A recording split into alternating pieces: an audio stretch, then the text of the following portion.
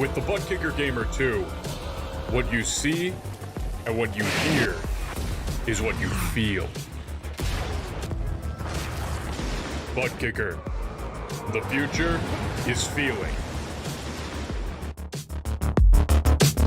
Hey there, I'm Nicholas Dubois, co-founder of Advanced Sim Racing. We are a Canadian company. So what we did here today is for a real petrol head. He's really passionate about cars, as you can see behind me. We did a turnkey solution for him based on his needs. We try to gather as much information as we can on our client. And like we did today, we install a D-box system. We install ultra-wide cube control steering wheel. We try to provide the best quality for your budget. So let's say if you want a budget of 10 grand, we're gonna give you something that's the best for 10 grand. If you want 20 grand, then we always try to stay within your boundaries. We do try to make it as easy as possible. So the client, once we install everything, it's pretty much gonna be a turnkey. So he's gonna press start on his computer, and right after, we'll try to explain everything, how it goes, how it works, and then he's ready to go. Our aluminum is from USA, treated in Canada, cut in Canada. So we do sand all our aluminum piece just to make sure the powder coat sticks to it.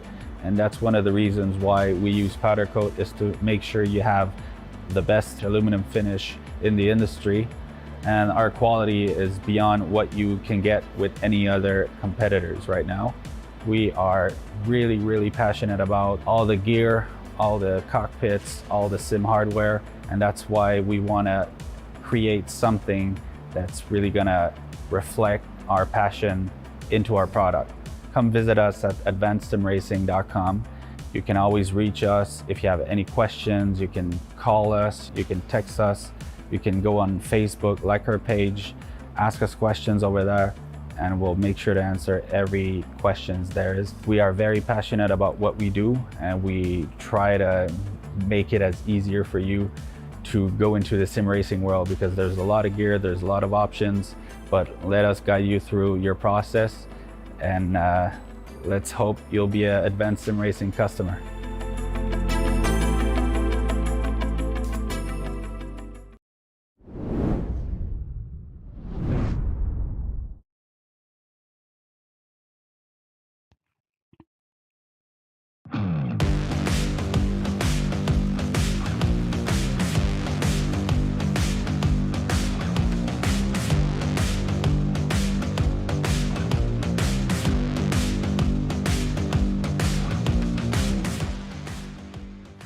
Let's take a drive up Ohio's Route 13. As we travel north, we pass a large distribution center, a church, a farm, a warehouse, a church, a farm, another church, a conspiracy theory billboard, a warehouse, a church, a farm, another farm, and finally, we take a left onto Steam Corners Road, and then out of nowhere appears one of the country's premier road racing tracks. Mid-Ohio's hosted IndyCar, sports cars, superbikes, and even the NASCAR Xfinity Series, but for the first time ever, in both real life and the Precision Racing League, it plays host to our beloved NASCAR trucks. Welcome to round 3 of the PRL NASCAR Truck Series, live from the virtual Mid-Ohio Sports Car Course. Hi everybody, Joey Tebben here, alongside Terry Radford, over to my right, or my left, however that works, and Connery Maddock is behind the scenes. Terry, trucking at a road course is nothing new, but at Mid-Ohio, it is something new. Yeah, it is very new, and I drove the trucks earlier today, and I can tell you I'm a big fan. Slowest guy in the field, but out of 11 people, I finished 4th because everybody else quit. So I still got a top 5 out of it. I gained some iRating. But this is going to be interesting. A heavy stock car truck trying to turn on this very flat New Hampshire style road course. A little bit of elevation change and then another flat corner. So it's going to be different. Well, here's a look at the 2022 schedule for the PRL NASCAR Truck Series. You can see we've done 2 rounds already at Nashville and Chicagoland, won by Sean Powell and Adam Zemke so far, but it's our first and only road course of the season. And then after this, we're back to ovals for the rest of the way. But Terry, it's going to be an interesting championship one way or another, because as we've seen, they've put on 2 great shows on 2 fairly different ovals. Oh, they absolutely have, and I don't expect this to be any different. I see the times here in qualifying and in practice, they're very close. So having trucks right on top of one another, especially at a 13-turn road course will set up for interesting braking zones, exits, passing zones, and maybe a couple dive bombs in here before we go to another track that's similar to this in New Hampshire, but obviously a lot smaller and not 2.25 miles. A lot smaller and a lot rounder, but here is the PRL NASCAR Truck Series Championship standings after 2 rounds. Very interesting, because the guy who tops the sheets is a guy who's lost 2 weeks in a row. And by lost, I mean he finished second. Colton Lane also hasn't won. He's only 2 points behind. Thomas Sink also hasn't won. He's also 2 points behind. And then you have to go down to 4th to Adam Zemke for your highest winner so far. Yeah, you got to go go into Zemke to say he's in 4th, and, you know, he's really been, I would say, other than Bradley Holly being so consistent, Zemke's been the guy, and we'll see what he can do here. I mean, he told us last week he wasn't much of a road racer, so we'll figure out what he can do and what he can't do. Well, Terry, like you said, if he can keep it on the road, if he can continue with that consistency, I guess there is how he's going to continue his championship run. But here's the team standings. It's double Whataback up top, no real surprise there. It's the Back Row Racing Squad over the Overdrive Racing Squad right now, but behind them, Car Ramrod not too far behind, and they do have that win with Adam Zemke last week. Charles Sumner scoring good points as well, and then you go down the order, SG Esports, couple of their squads, Phase 2 Chassis Works, Richard Regan Jr. and Sean Powell, they're going to want to be way higher than that.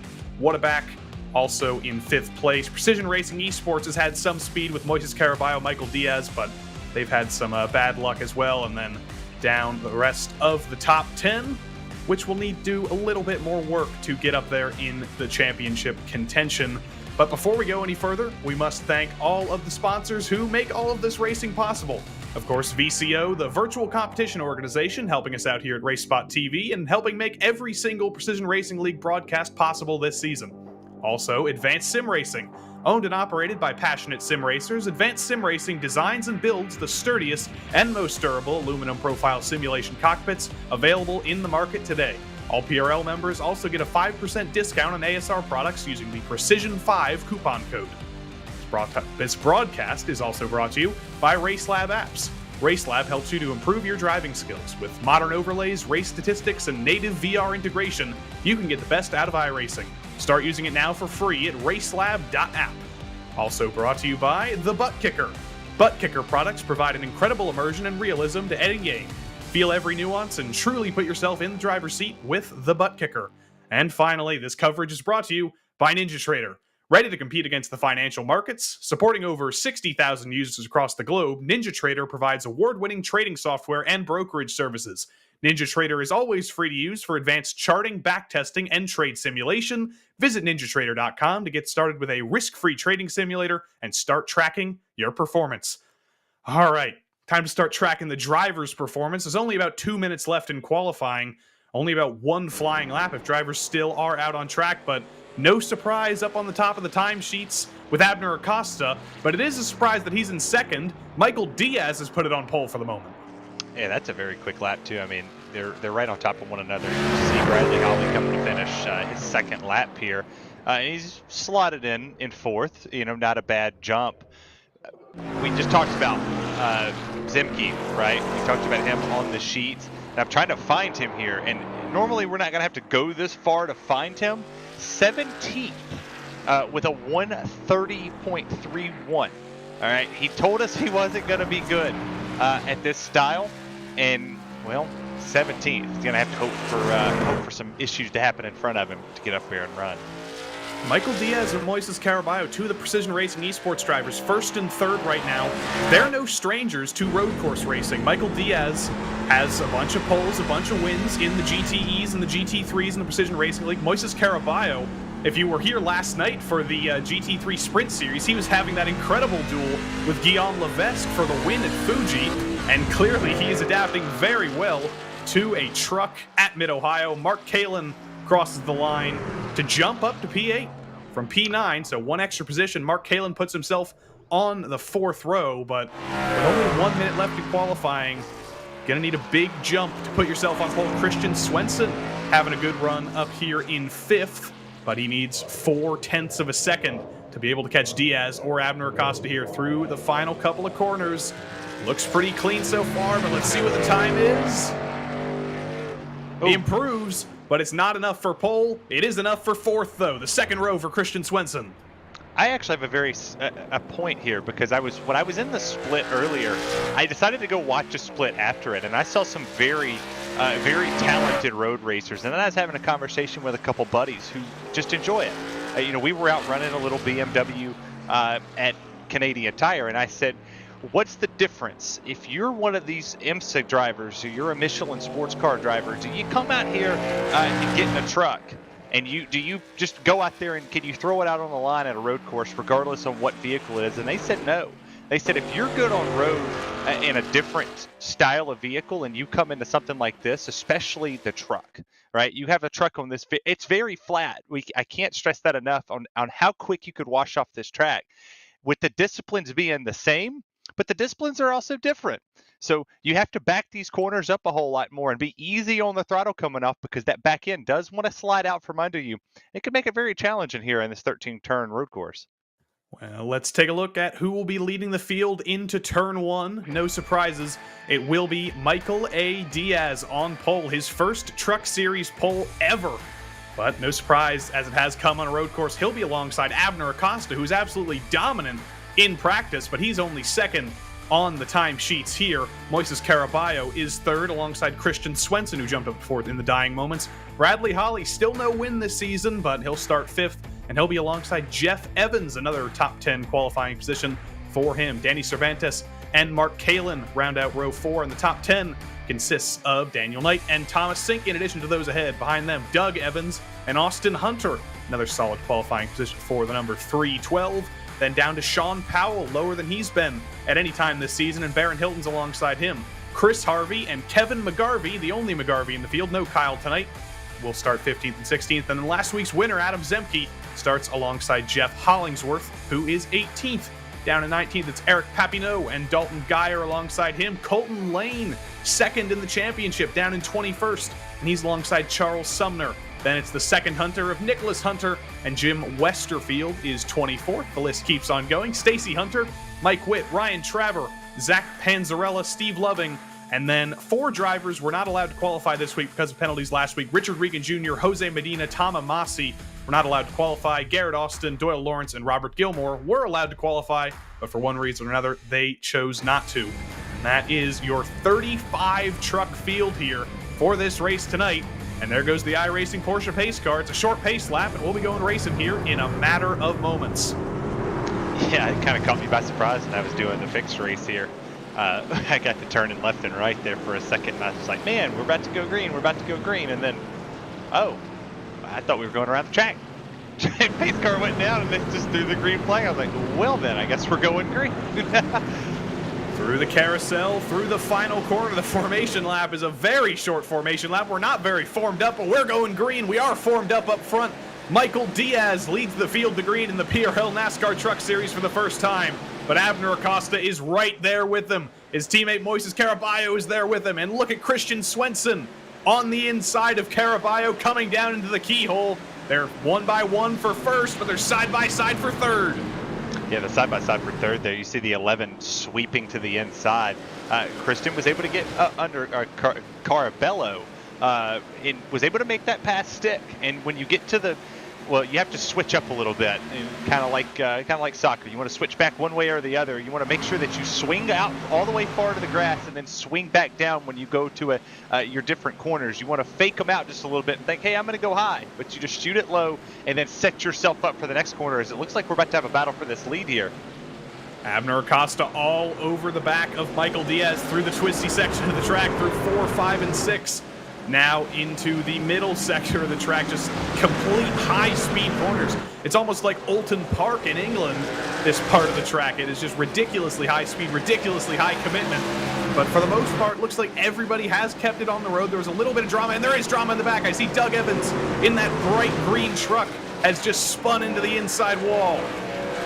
Yeah, that's the fast corner. You talked about sweeping speeds coming down that down that turn. When you come around there, you want to mash the gas really hard. The back end does kick out. You see it started up on the rumble strips. It's kind of like he got the tires on that side. As you see here, he comes off the corner. We're creeping up to it. He'll go to sweep down I mean, it looks like, yeah, just got in the gas too hard, caught the back end, wanted to kick out, and it just slides you down. You're going to hit something here. It's very rare that you spin at Mid-Ohio, and especially when it's hard to slow these big, heavy trucks down. There's something always there in your way that seems to make you hit it. Thunder Valley claims its first victim of Doug Evans, but the battle rages on. Up front, Abner Acosta a little bit further back than he was in the previous lap under braking into turn 4 at China Beach, but stays single file, completely single file through the entirety of the top 10 here. But it's still very close up front. That's not necessarily been the case over the course of the last couple road course races for the PRL NASCAR Truck Series. Last time out, we ran a road course at Coda. Bradley Holly won it by about 14 seconds. Average over the last 4 road course races, the margin of victory has been 12 seconds. But it looks like that's not going to be the case today.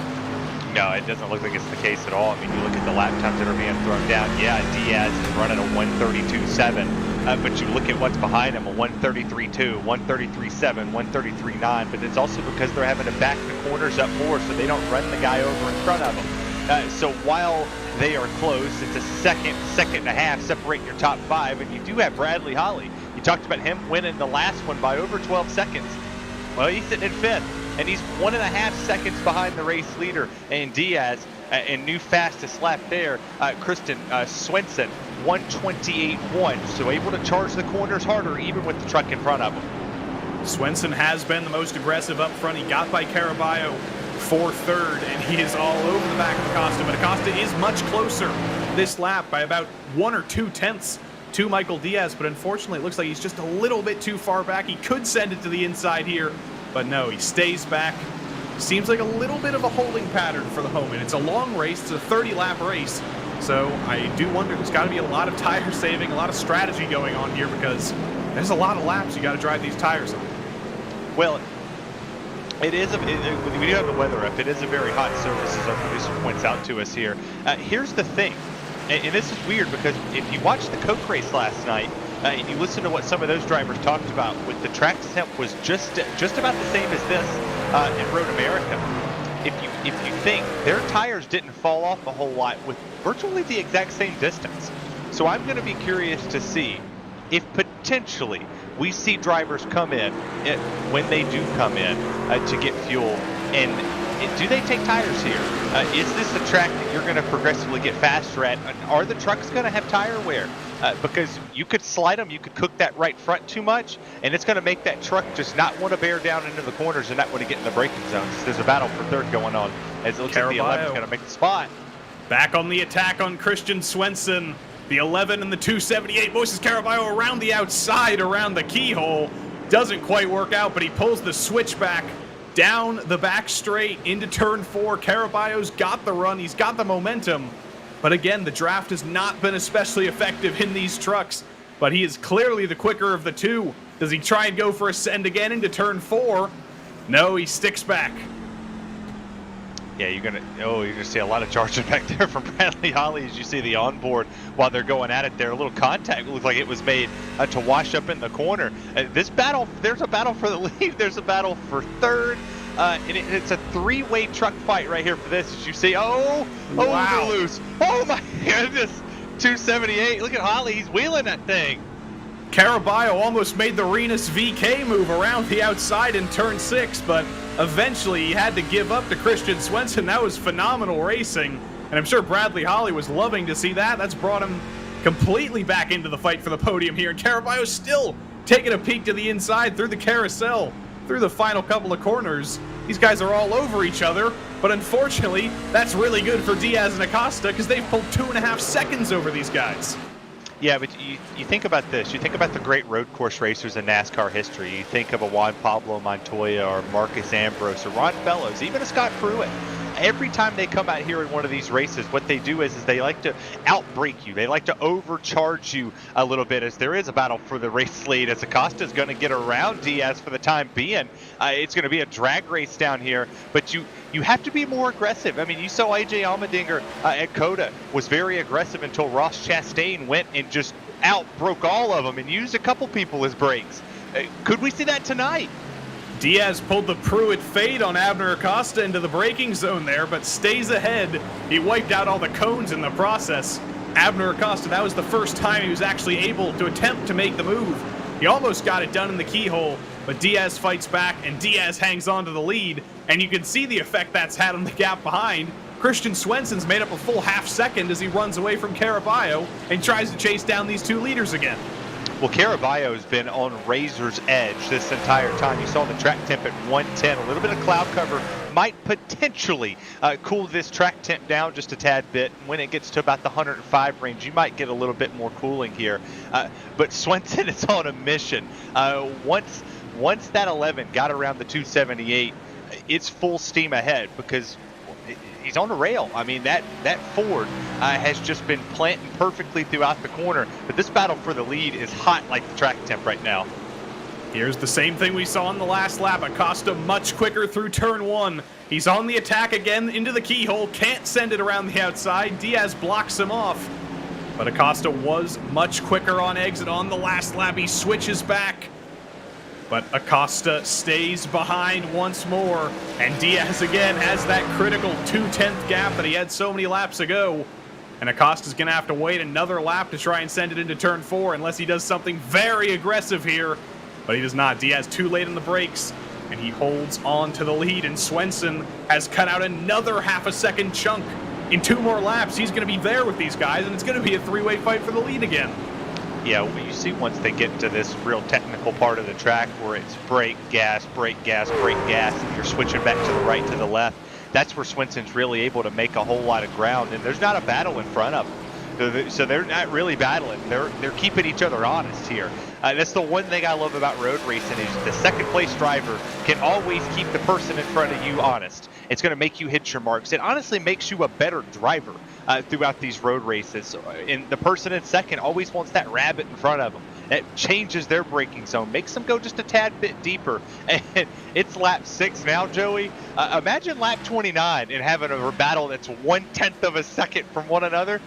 There's going to be no rabbit in front of you. That's a piece of meat, and you're going to go try to stab at it. Rabbit is still in front of Abner Acosta, though. Not as good through turn one that time as he has been on the previous laps. But like you said, he is keeping Michael Diaz very much in company, and he is keeping the pressure on. He might not be able to make the move, but he is all over the back of Diaz as he loses the rear a little bit on exit there. I wonder, it's only lap 7. Abner Acosta is usually the best of the best in terms of tire saving, but are we starting to see a little bit of overheating here?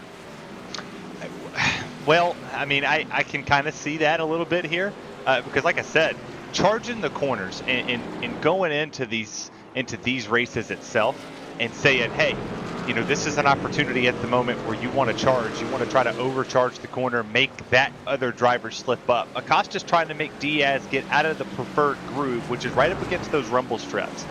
If you can stop them from doing that, as the 11 almost goes around there. What a slide, what a save. Massive drift from Christian Swenson. Hopefully we can check out a replay on that, but all that progress Swenson had made up through the pack, catching back up, and he's off the road again in the grass. He's stadium super trucking it as Caraballo gets by, and no, he doesn't. Swenson collects Caraballo, he collects Holly. 3rd, 4th, and 5th all around, and Holly's stuck in the wall. Yeah, Holly. Oh, more contact. Holly got out of the wall, and he got hit again. Yeah, well, that's a 2-for-1 special. You get hit there, and then you get hit again. As you see the replay, caught a bit of the rumble strip there.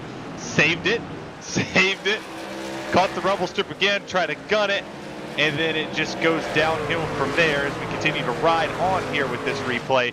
It looks like, Caraballo hit him off. Caraballo moved him out of the way, and went back right there. Payback from the top 5. And you know who's very happy to see that going on? Mark Kalin, because look up there. Mark Kalin's up to the podium now. Now the 3rd, 4th, and 5th have all been wiped out. They're still hitting each other through the final couple of corners, but a lot of contact. Doesn't look like a lot of damage, though, so it's going to be very disappointing for these guys. As here comes Swenson. He's actually back on the attack. He's back with Holly. Are we going to see more of the same? Well, I would say that you would already be just a little bit ticked off that you already went off track. It's early. You're lap 8. And granted, that was not Kristen Swenson's fault. I will not, say that the 11 made a mistake. This is just early racing, hard charging in the corners, trying to pick up just a tenth. A tenth in one of these corners means a lot down the road. You can pick up a lot, but you could lose a little. And right there, the 11 tried to do it and got sideways, and then, well, they're still sitting 6th, 7th, and 8th, so it's not like their race is over, but they've got a real tall task in front of them. Abner Costa also seems to have a tall task. Getting by Michael Diaz, whether he's giving it 100% or not, has proven to be very, very difficult. Through the keyhole, it's just the repetition of what we've seen so many times. These two are teammates, so I wonder if Acosta is just holding back that little bit. He might know he has the speed, but there's still 21 laps left in the race, and you don't want to risk what happened with Swenson and Holly and Caraballo. No, I completely agree, but you have to think too that Diaz is playing it smart, driving the perfect line, and that's very hard to do for 30 consecutive laps. But you've seen the 30. He's only slipped up once and allowed Acosta to really get a run, but also did it at a perfect time, where you knew that if you allow him to go driver's right, coming onto the driver's left portion, that you still have the advantage. You still have an opportunity to keep that position. All that Diaz is doing is making Acosta burn his stuff up here, and it's just going to continuously get more and more aggressive as the race goes on. And then we're, theoretically could see one of those battles that doesn't finish in a 12-second manner. It could finish door to door, or like it did at Coda, somebody in the grass as the 11's off track again. Oh dear, Christian Swenson now loses the spot to Caraballo. We'll have to see what happened. Here's the replay of Christian Swenson. Oh, Caraballo was to the back of him. Did they make contact again here through Thunder Valley, then up into the carousel? No, Swenson just threw it off the road himself this time. That's carrying a lot of speed. We talked about that one. There's a lot of speed in these corners. When you go through Thunder Valley, you come up through the S's from 6 to 7 to 8, and then you got that turn. A little bit of a 90-degree turn into 9. And then you come down the hill from 10 to 11, back up a little bit of a hill into the switchback into 12 and 13. That's a very fast portion of this track. And that's the problem with these trucks. They're very light on their feet, and they do not like to be tossed around like that. As we take a look here at Richard Rager Jr., what a beautiful 56 machine there with the patriotic red, white, blue on it this week. And remember when I said that Richard Regan Jr. wasn't allowed to qualify this week because of a penalty from last week? He's up into the top 10 from the back of the field in a 35-car field. This has been a phenomenal start to the race for Richard Regan Jr. He just recently passed his teammate Sean Powell to get into the top 10, and he's not done. Austin Hunter's next on his list, about half of a second ahead now. That's a drive. You see that? Look at him working his hands. You stay on board with him for a second if we can. Look at a lap around here with him. So he's coming here, coming downhill. He's heading up into 4 at the moment. So he'll hit 4 here, coming into 5. And you see how he's just working the wheel. You see that subtle jerk. It's just a little bit of a motion that he's putting in. He's allowing the wheel to carry. And now you have a battle for the lead. Terry, Abner Acosta going for the lead on Diaz again. He's as far forward as he's ever been, but unfortunately, Diaz still has the inside through the keyhole. On the outside, Acosta has the momentum, but it's going to be side by side down the back straight if Diaz can stick with him. And he can't. He's going to have to slot in behind. Finally, Acosta manages to steal the lead from Diaz. But now, how good is Diaz on offense compared to how good he was on defense? Very late in the brakes into turn 4, but stays out of the back of Acosta. And for the first time in 11 laps, we have a new leader. Well, let's also remember this. If you've been out front for 10 laps, or 11 laps in this case, and you've been used to running the same repetition, the same lap every single time you went around this 13-turn road course, and now you have somebody in front of you, well, that's going to change what you do. As you take a look here at Mark Kalin in the Waterback Overdrive Ford, P3 caught a lucky break. 3 spots fell right in his lap. And now he's got Evans right there on his back bumper, and it's a 3-way battle for 3rd again as he's slipping and sliding that thing around here. Yeah, Waterback Overdrive might be taken a little bit too literally for Mark Kalin through some of those quarters, but still very much on the track and still very much ahead of Jeff Evans. And he did catch a lucky break from those 3 guys taking each other out, but he was still in 6th place, which is pretty solid, and from 6th to 3rd, that was pretty much the dream scenario for Mark Kalin, but he is losing the leaders, and Jeff Evans and Danny Cervantes clearly think that they are quicker at this point in time. It's a good position for Mark Kalin, but he's going to have to do a lot of fighting to hold on to this, because there's those 2 guys behind him, and don't discount Bradley Holly. He's only 2 seconds back on his recovery as well.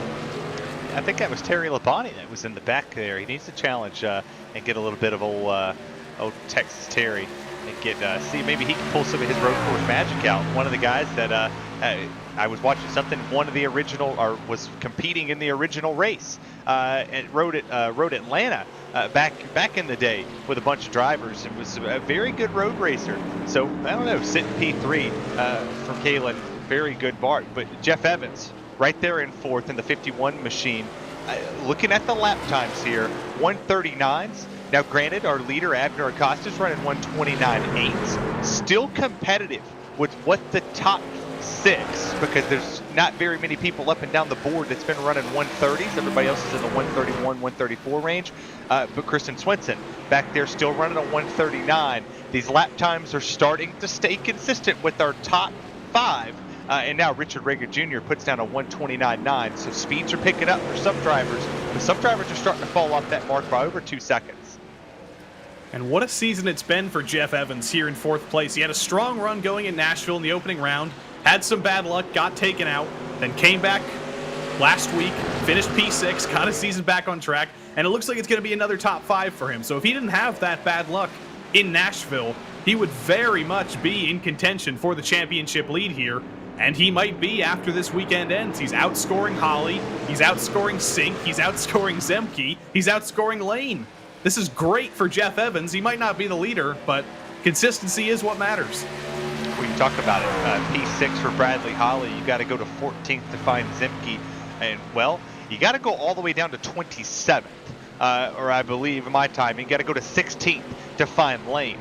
That's a big difference. That's a 12 spot advantage for you to gain some points. And, well, there's no full course cautions here either, so nothing is going to bunch us back up. Nothing's going to make this easier. If you want to come up, you're 41 seconds back from 16. That's 41 seconds. That's a long way to go in a short time to get there. Evans still all over the back of Kalin, and Cervantes is not letting either of those guys go. And as Mark Kalin continues to hold these guys up, look in the background. Bradley Holly with every lap catches up. He's going to make this a 4-truck battle for 3rd. And you also notice that there's now an 11-second gap up to the top 2. That's how those gaps grow. And the gap for the lead continues to grow as well. It was about 2/10 when Abner Acosta was chasing. And now that he's gotten the lead, he's got a full 1.5 seconds over Diaz now. Yeah, and I do find that kind of funny because they're running identical lap times. It's only 4/10 of a second that separates them on lap times, and I know that might seem small margin when it comes to, we would say, an oval, that you might be gaining 4/10 of a second or losing 4/10 of a second. But on a road course, that's a lot, because that's the difference of outbraking the driver, getting in the corner harder, maybe charging the corner or charging the exit a whole lot more. So that's going to continue to grow, but there's still certain parts of the track that Diaz is faster. As we continuously sit here and look, Cervantes is on the back bumper of Evans here. That battle has just been heating up more and more, as now you got Kalin up there. He's starting to slide around the back ends, wanting to get light on him here too. Cervantes can get by Evans. That'll probably be a little bit of breathing room for a couple laps for Kalin, but you can see just on that shot there, Kalin is throwing that truck around these corners. He's had a couple instances over the past couple seasons. I remember in the Cup Series at Texas last season, we dubbed turn 4 Kalin corner because every single lap he was just losing the rear off of that transition. So Mark Kalin, clearly a driver that likes to use the rear end of the car, but it is working out for him. And even though Evans is close, even though Cervantes is close, they haven't been able to get anywhere near close enough to be able to make a move. So Kalin might be giving it everything he's got, but it's working for him. It is working for him. I mean, I haven't really seen somebody be able to throw the truck around as much. And I will say, watching a lot of the Road to Pro guys race here, I've seen kind of the same style, but I really haven't seen anybody drive the car like Kalin's been doing. You see on board with him how he's just very slowly just turning the wheel. It doesn't seem like he's really given a whole lot of input into it, but it's working the front tires and it's working the back 2 tires. So he's moving up the field, and this is a very impressive drive. It is a very impressive drive. It's been a very impressive drive for a lot of the guys up here in the top 5. A lot of positions gained. Some of them came from the incident between Holly and Caraballo and Swenson. Speaking of Christian Swenson, if we look back to his mirrors, you know who's in Christian Swenson's mirrors right now? It's his teammate Richard Regan Jr., who is still on the attack as Swenson tries to chase Caraballo back down as one of the lap trucks gets out of the way. That's the number 34. Regan gets by him as well. Richard Regan Jr. is running essentially the fastest lap times of anybody right now. Abner Acosta is a little bit quicker, but back here in 9th place, Regan is running race-leading times. So I don't know if we can count him out for the podium. He's only, I say only in quotation marks, but he's only got 10 seconds to make up, and if he's this much faster, I don't think that's impossible. No, I don't think it's impossible at all. You have 15 laps to go. Not to throw it out there, but you're going to burn your stuff up. He's going to get an easy pass there on the 9. The 11 switch slid up a little bit in the corner, was able to let the 56 go, and now you got to go past the 278. Has arguably been one of the better trucks here this afternoon. Has a lot of tire fall off because of some of the slides that the truck took a little earlier in the show. But you see going to the outside there, going to try to switch it back to the bottom, try to play the crossover move. Very loose. That's a risky business. Very, very loose for Caraballo. Richard Regan Jr. is very much there, and he's making it known, but Caraballo blocks all the way down to the grass. Regan trying to look for a gap. He's going to be driven to the outside. Can he outbrake Caraballo into turn 4? No, he cannot. The 278 stays ahead for now. Regan's going to try and switch it back. He gets to the bumper of Caraballo, and he turns him in turn 5 over the hill. And they're still piling in. They're still piling in. And Austin Hunter says, "Thank you very much. I will take 7th place." You know, I'm going to hold my tongue on that one. I'll talk about the amazing battle and what just happened there with that, because I don't get it. You see somebody coming up faster, you broke loose there, and if you know the 56 is faster there, it's early. You know, you're only going to lose one spot. You regroup, you refocus, you try to make a charge for it, but you can't do that. I personally don't like it, but I don't know. I thought the 56 had an opportunity to make the pass, but then when you block all the way down the straightaway, they're going in the corner. You set both of yourselves up for an issue, and that's what happened. But it only hurt Regan by 1 spot, so it really didn't hurt him a whole lot. But that hurts the 278 because he fell all the way back. As we take a look here at the 25, they're still right there in the battle with Evans and Kalen. Back to a far less troubled battle, the battle for the podium. Though he said Richard Regan Jr. might have been involved. There goes Kalen, too deep into turn 4. Evans goes around the outside into turn 5 over the hill. No contact made, and Jeff Evans up into 3rd place. It just took one mistake from Kalen. One overcooking of turn 4, and that's Kalen down to 4th, and Evans finally up into clean air in 3rd. Yeah, I mean, P3 right there for Evans. This is. I'm not going to say that if I had to circle somebody and say, man, this is very impressive to see. This is impressive to see because a lot of these drivers didn't come in here and necessarily say, hey, we have the best truck. Kalen's off again. And he goes off the track. That stinks. He's been wheeling around, but he's still got a smile on his face, Joey. That's all that matters. Down to 6th, but 6th is where he was before that accident happened. Put him up into 3rd. So nothing lost, nothing gained for Mark Kalen, I suppose. And he will slot back in line behind his teammate Bradley Holly, who is up into 4th place, 5th place now. And he's the only truck from that original incident who's still really undamaged. Caraballo's brought it down pit road. Richard Regan Jr. is sporting extreme damage on the side of his truck. And Holly, we thought he went into the wall in the carousel, but doesn't look like it. He looks clean. He looks fast. He looks like he's going to take 4th here if Cervantes makes a mistake like Kalen did. Got a little bit of damage there, but not a whole lot to speak of. Just a little wrinkle. I think still driving good. They say these are built Ford tough. I've never been a big Ford fan, but This thing's still tough. It's still holding on, chasing down the Chevrolet of Cervantes there in the 25, and this is just damage control, right? You had an early issue, damage control. Just be smart, be patient, cool the tires down, roll the corners, back everything up, and just hold on for the ride. And that's what Holly's doing here, sitting in 5th, watching everybody else get sideways through these corners. I'm gonna have to call you Terry Rad Chevy, that Ford slander. I'm a big Chevy guy. I own a Chevy. I had 2 Fords in my life. I had an 86 Ford F-150 and I had a 2013 Ford F-150, and both sucked. So I don't know. I can't. I did own a Mustang too, but that one got wrecked. It was beautiful. A battery cable fixed a '69 Mustang. That's all it did. Sit there for years and just fixed it, and boom, thing was running like a charm until it got wrecked. This race has been running like a charm. I just noticed the lap counter. It's flown by. We're already on lap 20. We're already almost on lap 20, but we're 2/3 of the way through this race. It has absolutely flown by on the road course here at Mid-Ohio. The battle for the lead has strung out just a little bit, but there's been battles everywhere else on the track. You can see the difference here between Acosta. Diaz not even in the same camera shot now. It's expanded to about 3.5 seconds, and I think now we can tell why the average margin of victory over the last 4 road course races in this series has been so big. Acosta's won 2, Holly's won 2, and they've basically all been in the double digits, and this is a perfect example of that, and it's just been dominant for Acosta since he got the lead.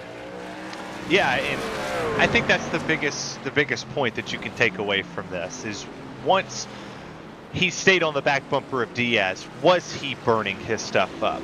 Was he attempting to make a move that he knew he couldn't make? And the answer was no, as you see right here with Sink. It got the battle for 16th with Daniel Knight getting to his inside, or driver's right. Is about to go make a pass and set himself up for the right-hander there and move Knight up to 16th. But with Acosta taking the lead and pulling away to almost a 5-second margin, that shows me that Acosta just sat back there and said, hey, you run your race, I'm going to make you burn your stuff up. And he did. He made Diaz overcharge the corners, and he's almost a full second slower than our race leader at the moment, which is not a good sign if you want to make a charge up there for Acosta. Thomas Sink, 3rd in the championship right now, tied for 2nd, but 17th place is not going to be what he wanted. Daniel Knight gets through with lap truck right in front of Daniel Knight, really holding him up there through turn 10, but Sink gets through him. And then behind Sink, Colton Lane as well, another one of our championship contenders at the moment, is not having a great day, and that's even worse. Just as I mentioned him, loses it in the grass. Well saved, though. Keeps it pointing in a straight line, but that is not going to help him get any further forward than 18th. No, and I'm looking at the off-track counter here. You got Holly off once, Kalen off once, Regan off once, 3 times for Swenson, 2 times down there for Daniel Knight, or Thomas Sink, 1 time for Knight. And then you got 3 all the way down here with Dalton Geyer. So not a whole lot of off-track incidents. And I really thought that we would see more. But these drivers, even with some with rookie licenses and some with Bs, it's like a Christmas tree on my board with their licenses. They're out here throwing it all on the line. As you take a look at the 25, he's got Holly all over the back bumpers. There's smoke in front. 28's off track. Lap truck number 28 gets out of the way, and we do have to think. We don't usually think about the incident limit in this series, but on a road course, you get a drive-through for 12x. So with some of the 4x contact we've seen, with some of the off-tracks we've seen, I wonder if some drivers like Caraballo or Swenson or even Holly might have to start worrying about that incident limit soon. Also, it's 13 in the series. Well, I mean, some of them are getting close because you have to think of that big issue that was back there with Regan, right? You got to think of the Richard Regan Jr. Making the contact all the way back there in the back.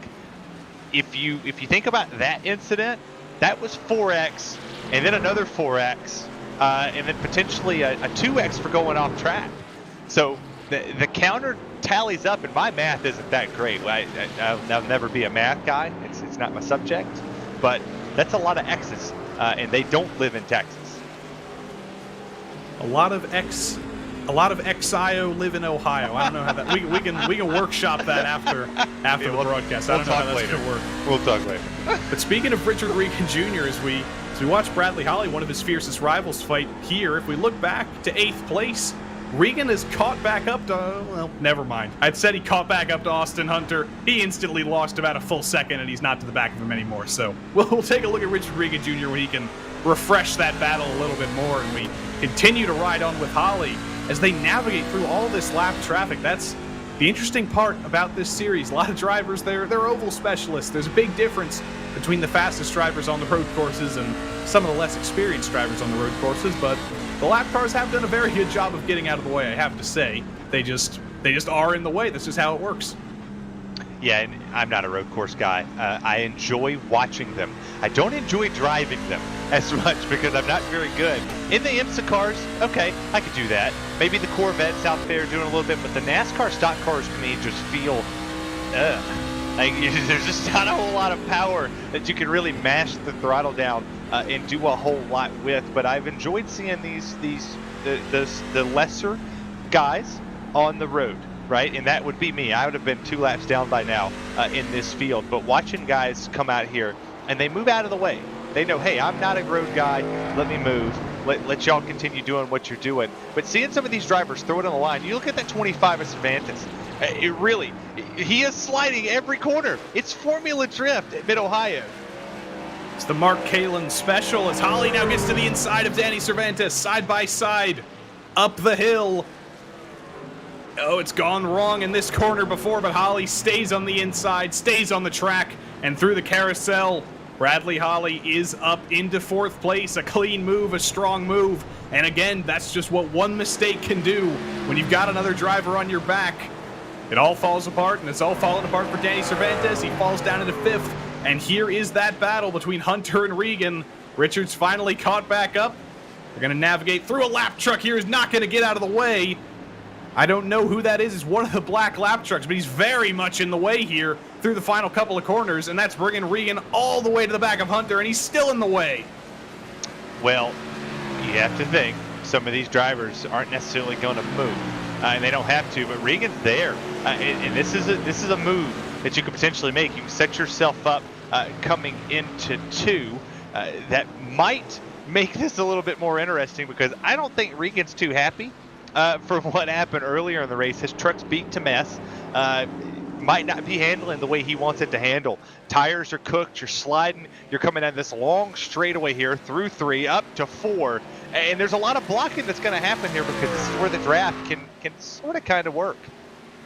Seems like there is damage on Regan's truck, though. There's visibly a lot of damage, but it seems like it is actually affecting his straight line speed because Hunter just ran away down the back straight there, and I think that is where that 1 second gap is coming from. Regan's been quicker through the corners, but you can see the front end of that truck is just destroyed, and it's killing him in a straight line. Yeah, you're going to be faster in the corners. It's just like if you wreck yourself at a short track, right? You get a little nose damage at a short track. You're able to roll the corner a little bit better. You can carry more speed because you're not really having to mash the throttle as much because you're not getting the speed on the straights that you would get necessarily anywhere else. So he's going to struggle here. He's going to have to hope for just a little bit there. As you take a look at Baron Hilton here in the 1, that Tropicana machine slowly creeping up the timing charts and doing a pretty good job just holding serve here as we take a look at a replay here. Well, unfortunately, I think he had a little bit of a problem that dropped him down. He was doing a good job. He was up into 14th, but just jumped the curb a little bit and then lost it on exit. He does save it. Good thing he kept it out of the grass there, but big moment for Baron Hilton. And there goes his teammate Adam Zemke by. Daniel Knight all over the back of him. Still 16th for Hilton. Not the worst result in the world, as now he's back on the attack here on Daniel Knight into turn 1 for P14. A lot of damage on Knight's truck as well, but can Hilton get back by him? As we get closer to the end of this race, a lot of points come into my head. It's what I think of. I think of just points racing in general. Some of these drivers that are back here that have an opportunity to make the overtake and get by one of these drivers that might potentially just be for 12th or 16th or 15th or whatever, but that's points towards the end. If you don't necessarily win and you're fighting, you could be in the go into the playoffs and go, well, dang, I could have finished one spot better. And it was that one spot I lost or didn't gain at Mid-Ohio that could potentially put you in that category. So good on the one for having a mistake, sliding through the corner, but then catching it, rebounding, and then beginning to go on the attack again after you regroup. That is 1 point. So what you're saying is fighting for 15th is not pointless. Correct. It is not. It is not pointless. Good pun. Good pun. I'm liking this one. It's punny. Bradley Holly on the attack on Jeff Evans. I wish I had a Holly joke loaded up there, but I do not. But he's very serious in the truck. We've seen his face a couple times tonight on this broadcast, and he is very focused forward, very focused back on the position that he did have at one point in this race. Well, he didn't quite have it, but he was in the fight for it, and now he has recovered. He is back in the fight for third place. And talk about consistency. No wins so far this season, which is not a very Bradley Holly thing to do, but second, third, that's as consistent as you could possibly ask for. Well, it could say second, fourth if he can't make up the 1.1 seconds that's there in front of him and get to Evans and potentially make that pass. But it is very interesting that you could be right there. We saw a drag race to the line at Chicagoland that was just absolutely breathtaking to watch because that just showed true racers. That was just, I would say when I got off that broadcast, I was sweating a little bit because it just had you on your toes. It made you think what was going to happen next. But he's consistent. He's fast. He knows he's fast. And the win is eventually going to come for the all-time wins leader. It's weird that we're saying we're a couple races into the season. He still hadn't had a win. But, hey, he'll make it happen as you take a look back here at Sean Powell in 10th. Sean Powell has a win this season. He won that first race at Nashville, and he is all over the back of his teammate Christian Swenson. These Phase 2 Chassis Works drivers have not been able to get away from each other. Regan and Powell and Swenson have all been all over each other at one point in time. So I think that's Doyle Lawrence off in the runoff in the background, staying out of the way. But Sean Powell, no damage on that truck. Swenson, very clear damage on that truck. So we'll see the difference in a straight line again. Two very long straights after turn one and then after the keyhole. And I think that might be where Sean Powell's going to have to make up all of his time. And that is smart. But then you got to think, you get through 4 all the way back to 13. There are no straight lines. You have to begin to think, okay, I have to outbrake them. I have to potentially get on the gas quicker. So that's going to be advantage Swenson. And that 11's been very fast in the inner parts of this track. Granted, the speed from 13 to 1 and from 1 to 2 and from 3 to 4 is there, or it's not there, but you have to make that pass then. As you see these drivers strung out, and hey, by the way, that tidbit you threw out of the 12 seconds, we're inching closer here before we go. Acosta is creeping closer and closer to that. It's now up to 11 seconds in 4 laps time. It could be as high as 16 seconds. We'll see in a couple laps time, but the gap is not very big between Holly and Evans here as they approach another lap truck who's going to try and get out of the way. Down the back straight, Holly peeks a nose to the inside, not close enough to make the move through the keyhole, but he is certainly close enough to put the pressure on Evans. And we've seen the driver in third make a critical mistake previously. Mark Kalin, we saw him overcook it into turn 4, throw away the podium. Jeff Evans desperately trying not to do exactly the same thing. Through turn 4, he actually seemed a little bit quicker than Holly that time, a little bit later on the brakes. It's been a phenomenal defensive job from Jeff Evans. I thought Holly would be having a little bit easier of a time here making this move, but no, it has been a defensive masterclass from Jeff Evans so far. And that's what you ask for. I think if you're a sponsor, you're out there watching, and you want to watch somebody come out here and show, hey, I can be attacking. I can go out there and I can make a pass happen, or I can completely just play defense and see, okay, well, you're going to have to find a way around me because that's what racers do. And Bradley Holly's a racer. So for Jeff Evans to be sitting here doing exactly what he needs to do, running perfect laps, doing everything right, not sliding the truck, not being aggressive on the tires, this is perfect because he gapped him there. He gapped him coming out of 13, which was impressive because he was able to mat the throttle and get a straighter exit than Holly there. As you see Holly having to work at the wheel and the pedals a little bit harder than I would have expected. Into the keyhole once more, bit further back than on the last lap. Holly almost took a peek to the inside in the last lap. He's taking the shallower entry, he's taking the shallower middle, and he is taking the shallower exit, but nowhere near the back of Jeff Evans on this lap. 3 laps to go. Holly only has so many more chances to go for this move on Evans, and we'll have to wait and see where he can even try and make the move. Clearly, he's been a little bit quicker through turn 1, but Evans seems to have been quicker everywhere else on the track. Yeah, Evans has been consistently faster in most parts of this track, but Holly's making it up where it counts, but he can't get to the back bumper to make Evans make the mistake. I don't feel like he's pressuring him as much. He's starting to pressure him here. I mean, that was an absolute pressure move. As they're going to come under the bridge here, they have a lap truck in front of them, but this is the only pressure you're going to get here. And then you got to think, okay, you make a mistake, you got a hungry driver just a second back from you guys in the 25. You don't want to make the mistake and take you both out to give him a free spot for the podium. That's the number 26 of Mike Witt ahead in the green and black truck, but he gets out of the way for Evans and Holly. Navigates through him cleanly, and look how close Holly is. It's 2/10 as they cross the line. 2 laps to go through turn 1. Evans leads Holly, and again, just a little bit too far forward. Holly would need to go for the dive bomb of the century to be able to make this move. And look in the background, Danny Cervantes has not gone away. So if these two get into each other a little bit, don't count out Danny Cervantes for picking up the pieces and stealing the podium if he has to.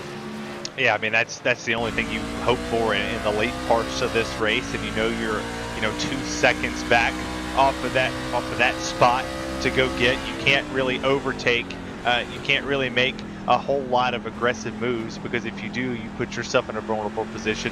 But you see here, you're starting to see a little bit more slipping from the rear. You're seeing a lot more aggressiveness here out of Holly, where he gets off the corner and he just kind of pulls it back just a little bit, gets it back to the right, gets it back to the left, holds and hugs that those rumble strips. Oh, he's loose. And these trucks, this is the best time they're going to drive all race long right here with 2 to go. Little bit of understeer over the hill for Jeff Evans. He knows Holly's there, but he's only got to hold him off for 1 more lap. Through the final couple of corners, they're going to take the white flag. Abner Acosta has already taken the white flag. He's so far up the road, but the battle rages on for 3rd, and Holly knows he's on borrowed time here.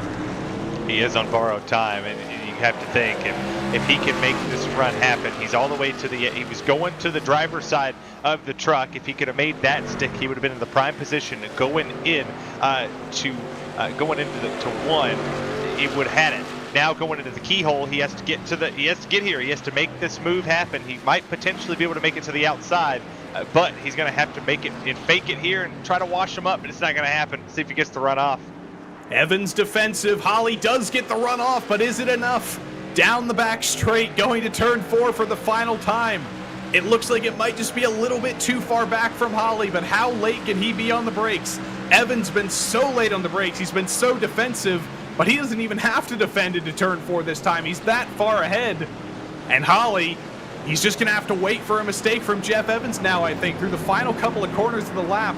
Overtaking is at a premium. Overtaking zones are at a premium. And Jeff Evans only has about half a lap to hang on, but Abner Acosta, what a lap, what a gap he has pulled over these 30 laps. Surprise, surprise, Abner Acosta wins on a road course in the double digits of seconds once again. Michael Diaz, a little bit farther back, but he does bring it home in 2nd.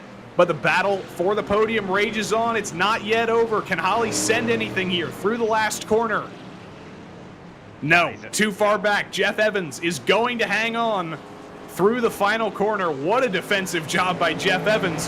What a recovery. And Evans finishes 3rd. Yeah, you see the battle going on back here. They're racing all the way to the line, and this is what I love about road course racing, because you see the 11 here of Swenson continue it. They're a little further back, so we obviously get to call more racing. It's not over until everybody crosses this line. So there's a little bit to go. Swenson's going to have a good lead here in that 11 machine. About 0.5 of a second over Powell, so not too much, but they're all loose behind them. They're not going to be able to make this move happen. You see the battle going on here between the 45 and the 97. That's Chris Harvey. He might be able to make a move here. Oh, he's almost around. Where's Chris Harvey been all race long? Clearly he's found something in the final lap of this race, throwing that truck all over the road, losing the rear everywhere. The switchback through the final corner. It's going to be a photo finish to the line for P11, but Powell hangs on for P10. Harvey P11. The best finish of the race happened for 10th place, 1 minute and 15 seconds behind Acosta. The drivers continue to cycle through. Thomas Sink brings it home in what's probably going to be a disappointing 15th for him. But look at Abner Acosta. Absolute dominance from Abner. Surprise, surprise. He wins on a road course again. Last road course win for him was at Watkins Glen. 16-second margin of victory. Before that, it was Coda. 13-second margin of victory. He backs it into the wall, but it's another dominant win for Abner Acosta. Yeah, I thought it was funny watching the battle for 10th there. You saw the driver, Harvey, get loose. He was sliding all the way from the corner. He was sliding all the way from the corner to 13, all the way to the start-finish line, and finally just lost it. But Abner Acosta absolutely put on a smoke show, and that's exactly what you want to see out of the precision racing guys. This is the guy you need to learn from when it comes here. Backer in the fence all you want, buddy. You went out there and just put it on the line. Yeah, the engine's coming out of this one, Abner. Don't worry about it. Burn it down. But anyway, just what a show by Abner. You said it was a smoke show. He's putting on a smoke show right now as well. It has just been an absolute masterpiece by Abner Acosta. But we'll take a look at the results when we can. We still have to wait for a couple drivers to cross the line, I think. That's how big Acosta's gap was. But here we go. The finishing results for the Mid-Ohio race of the PRL NASCAR Truck Series. Here on Wednesday night, Abner Acosta, of course, the winner over teammate Michael Diaz, who really put up a fight in the beginning of the race, but just had nothing for Abner at the end. Then it's a what-a-back 5-umvirate, whatever you would call that. Jeff Evans on the podium, then Holly Cervantes, Mark Kalin, and Austin Hunter brings it home in 7th. Then the Phase 2 Chassis Works guys. They had so much speed, but just ran into each other a little bit too much. Regan, Swenson, and Powell round out the top 10. Then down in 11th place, Chris Harvey almost got 10th at the line. Jeff Hollingsworth, a quiet day, but a solid 12th. Last week's winner, Adam Zemke, down in 13th. Then Knight, Sink, and Papineau were the last cars on the lead lap, and the first car 1 lap down was Baron Hilton. Then Colton Lane, Charles Sumner, and Kevin McGarvey finally brings it to the finish line and didn't get in an accident that somebody else caused this week. Mike Witt was a lap down. Stacey Hunter, Doyle Lawrence, Dalton Geyer, and Zach Panzarella were the last drivers 1 lap down. Then 2 laps down, Jim Westerfield, Jose Medina started at the back, Ryan Traver, Garrett Austin, Tom Amasi got into a little bit of trouble, and 5 more trucks. Looks like it will be the used truck lot. Moises Caraballo, so much promise, but not a great race from him. Nicholas Hunter, 14 laps down. Doug Evans, Robert Gilmore, and Steve Loving round out the 35 truck field tonight. And let's see, is our race winner waiting for us? Is anybody waiting for us? Yes, he is. I see Abner in the lobby, and I'm looking forward to talking to Abner. Let's see if we can steal some of his secrets.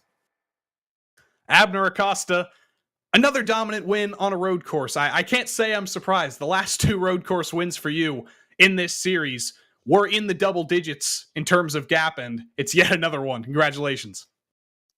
Thank you, guys. Good evening. I'm always looking forward to the road courses, so didn't get the pole there. Was Michael had a very quick lap, but was able to have enough pace to just get through. So what was that like fighting with your teammate there in the opening third of the race? You guys were so close, you and Michael Diaz, but once you got the lead, you just absolutely ran away from him. Were you saving your stuff for basically the entirety of that battle? No, it's just really hard to pass here. I was definitely just faster, and it's just very tough to pass. And I think I tried a couple of times in turn 2, but, he had a better exit, and I was eventually able to get him in turn 1 a couple of laps in. But yeah, no, I was trying the whole time to pass him. It's just really tough. And eventually, once I got through, I was able to pull away. With this win tonight, if my calculations are correct, this is your 43rd PRL win ever, which ties you with Richard Regan Jr. for second all time. So you think you can beat him next week and go for number 44? Wow, 43rd. I didn't even know that. We'll see. I mean, I think next week is New Hampshire. I'm pretty good there. I know, obviously, Richard is very good in ovals, so we'll see what happens. All right, well, congrats on yet another dominant win. Abner Acosta, the king of road courses. I think we might be able to dub him. Abner Acosta, victorious once more. Next up, we've got a podium sitter and a driver who finally got the result we think he deserved. Terry, talk to Jeff Evans. Jeff Evans. Oh, we almost got him. We'll get him. Hold on. I started a little too soon there. There he Jeff is. Evans, what's up, man? Hey, how's it going? I don't know. It's going pretty good. Talk me through that run. How did you get it? How'd you get it? Man, just patience and kind of just trying to keep it on track and moving forward. I mean, finishing P3 here tonight. 25 seconds off Acosta. Sure. Maybe. Yeah. Maybe. Was he even in the race? I didn't even notice. Yeah, I think we lost focus too there for a second. He pulled out a little too far, but 25 seconds back, and you had to fight. You were fighting all race long. You started sixth, and you saw the trouble happen in front of you. Little beating and banging, but you had to hold off Bradley Holly at the end to at least get where you're sitting. How hard was that battle between you two? It was brutal. I knew he had pace. Watch him slowly click away at the relative. So I was trying not to pay too much attention to it and just run my line. I figured once he got there, I'd have to deal with it. But thankfully, it was only a couple of laps when he finally did get to me, and I was able to hold him off. Well, we go to New Hampshire next week. Is there anything you can take from this road course and apply it to New Hampshire? Maybe one of the corners that you could potentially say, "Hey, I was really good here," or maybe you just say, "Hey, I'm just happy for a P3. Let's hurry up and just get to it. Let's get back to New Hampshire." I wish. I'm actually gonna be missing next week. I'm gonna be traveling for the entire week. So, yeah, I really enjoy New Hampshire, but sometimes summer vacation calls, I guess. That is fair. That is fair. Well, anything you got to say? This is your time. I'm a big wrestling fan, and I do this on RSR. So I'll give you 10 seconds to give me your best sponsor promo that you've ever given. I just honestly just want to say thank you to my buddy Phil at Miracle Flow for continuing to stick behind me, and I'm glad I could finally put it on the podium for him. I like it. That was actually a 5-second promo, so I'll take it. You might need. We'll go to promo school. But Jeff Evans, it's good to talk to you, and we won't see you next week, but we'll see you the week after. All right. Yep. Thank you. Take care. Thank you. You too. Got one more waiting for us. The number 312, the driver of the number 312, I should say, Austin Hunter, P7. You got the chance to pick up a couple pieces there. It seemed like everybody else in the top 10 was running into each other, but you kept your truck clean. How'd you do it? Yeah, just kind of slow and steady, kind of, I guess, finished his top 10 at this point. Wasn't exactly the fastest. Actually, I was the slowest guy in the top 10, but I just kind of methodically kept marching my way forward, and then really thought I ended my race whenever Richard and them got tangled up in the middle of the track there, and I clipped the lap truck, but I was able to hold on and keep it going from there. How tough was it? It was a 30-lap race, no pit stops, no yellows, no brakes. How tough was it compared to the usual oval race we run here in the Truck Series? Oh, I was exhausted. I was begging for that race to end at about 15 to go. I thought we were only at halfway. I wanted to pull over at that point. I didn't practice very smart, and my longest run up until this race time was 8 laps, so I was not very smart on that one. I was struggling. Well, next week we go to New Hampshire, a little bit further to the east, northeast, I think. But how are you feeling about that place? I always run kind of decent at New Hampshire. Some of the places where you have to save tires, I can kind of run a little better than usual. But I'm hoping we have some long green flag runs and the race ends up all right. Terry, you wanna give Austin Hunter the same prompt you gave Jeff? Yeah, I actually do. All right, since you're on camera, Austin, are you a wrestling fan at all? I am not, but I did catch the interview there on YouTube, so I'm ready. All right, that's what I like to hear. Add a little bit more flair to it, because he kind of just gave me the basics a little bit. But if you ever watch wrestling at all, you're from Texas, obviously, right? Yes, sir. All right, so Stone Cold Steve Austin is from Texas, and you got to give me the best Stone Cold Steve Austin impersonation promo for all your sponsors. Let's get it. I'm gonna struggle with this one, but I'd like to thank my friends and family, my wife for letting me do this every night when we got an infant. Like to thank my friends over at the Houston Curling Club. Got a big curling tournament this weekend, so I'm excited to go out curling. It's going to be a great week ahead, and good luck to everybody else this weekend. I like it. Austin Hunter, P7, first top 10 result of the season, but I'm sure not the last. That looks like it's going to round out our interviews for today, unless somebody else has showed up. Nope, nobody's there. Terry, 30 laps, flew by, and there it is. What else can I say? Well, I mean, we have the wrestling promo out there. I figured, the Macho Man Randy Savage had to come out eventually. We got the hat on for Evan Pasoko with the goat, and then the belt on just to say, hey, we got we got everything going for him. This is a great race. It was a great race, and there's no more road courses on the schedule, which is almost disappointing because they put on such a good show here tonight. But we got 7 more races, and every single race so far this season has been great. I don't think anybody can disagree with that. The photo finish last week, the battle for the lead this week, the battles all the way through the field, and Nashville, of course, to open the season was phenomenal. But we'll be back next week in New Hampshire, a 4th new kind of track. We started, I guess, on the most similar track at Nashville in week 1, but like we've said, New Hampshire's a whole new challenge compared to these last 3 weeks. Yeah, I can't wait to see what New Hampshire brings across the board. That flat mile is going to be a crucial point in time for these trucks. They're going to have to battle hard. They're going to have to be smart. But I'll pick a winner. Bradley Hotley gets in. He wins that race next week. Well, I will bookmark that. I'll clip that on YouTube, and we will see if you are correct. But be there, July 13th, 9 p.m., same time every week for Trucking Wednesday.